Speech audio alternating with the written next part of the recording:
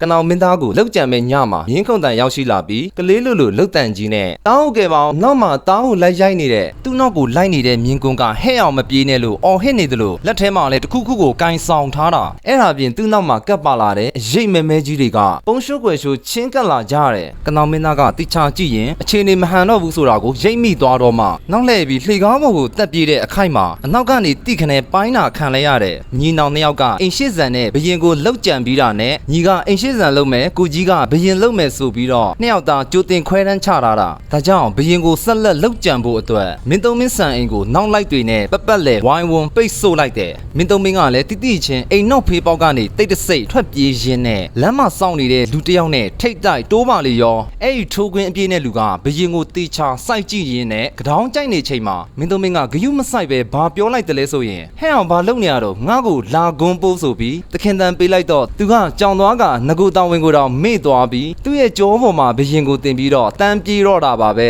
အဲ့ဒီနီးနဲ့မင်းသုံးမင်းလွတ်မြောက်သွားတာကြောင့်အကြံမအောင်တော့တဲ့ညီနောင်နှစ်ယောက်ကနန်းတော်ကနေထွက်ပြေးသွားရပေမဲ့လုံးဝဇွဲမလျှော့သေးပါဘူးအဲ့ဒါလိုလောက်ကြံမှုတွေတောက်လျှောက်ဖြစ်နေတဲ့နန်းတွင်အရှုပ်တော်ပုံကြီးထဲမှာမင်းသားတွေကသူတို့ကိုယ်တိုင်ရောက်နေတာကိုမသိပဲပေါ်ဆနေခဲ့တာအဲ့ချိန်မှာစင်ဖြူမရှင်ကမင်းသုံးမင်းကံကုန်တော့မယ်နန်းမွေကိစ္စအတွက်အားလုံးလာကြလို့မြားခေါ်လိုက်တော့မင်းသားအယောက်40လောက်ဟာမျောလင်းချက်ကိုစီနဲ့နန်းတော်တွေကိုအလူအရက်တန်းဝင်သွားကြတဲ့အချိန်မှာပဲအားလုံးအဖမ်းခံလိုက်ရတယ်နောက်ဆုံးမှာစင်ဖြူမရှင်ထောင်ချောက်တဲကိုမင်းသားအပြုံလိုက်ကြာရောက်သွားပြီးတော့တပြိုင်တည်းဇက်သိမ်းသွားရတာပါမင်းသားတွေသူတို့ဘဝနဲ့ယဉ်ပြီးဒီခေတ်ကလူတွေကိုပေးလိုက်တဲ့သင်ခန်းစာကစင်ဖြူမရှင်လိုလူစားမျိုးကဒီခေတ်မှာဆိုရင် online ဒိုင်နဲ့တပုံစံတဲပါပဲဒိုင်ကပေးမှပါဆိုပြီးမျောလင်းချက်လေးနဲ့ခေတ်သစ်မင်းသားတွေဟာသူများပိုင်တဲ့တဲကိုတောင်ဝင်သွားပြီးသွားကစားမှတော့ခံရမှာကကိုတယောက်တည်းမဟုတ်ပဲနဲ့မိသားစုကိုပါစင်ရဲတွင်းထဲကိုအပါခေါ်သွားမှာဖြစ်တယ်ဒီထက်ဆိုတာကကိုယ့်ရဲ့ရှေ့မှာတယောက်ပြီးတယောက်ဘဝပြတ်သွားတာမြင်နေတာကြီးကိုလုံးဝလက်မခံနိုင်သေးပဲသူများတွေပဲရှုံးတာငှားလဲတော့နိုင်စေရမယ်ဆိုတဲ့စိတ်သက်ကြီးက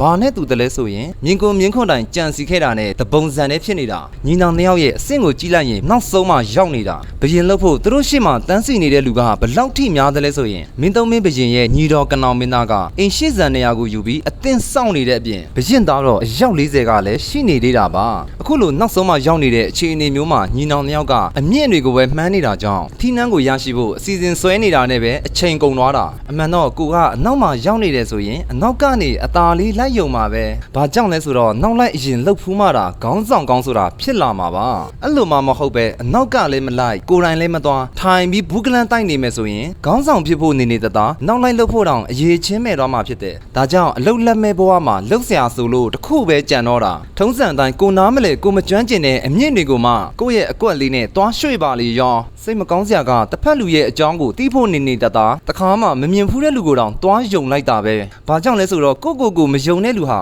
သူများကိုယုံစားရမယ်အဖြစ်ကိုအလိုလိုရောက်သွားလို့ပါပဲအဲ့ဒါရဲ့ရလကအလိန်ခံရတာတောင်ရှက်လွန်းလို့အတန်မထွက်ရဲတဲ့ဘဝကိုရောက်သွားတော့တယ်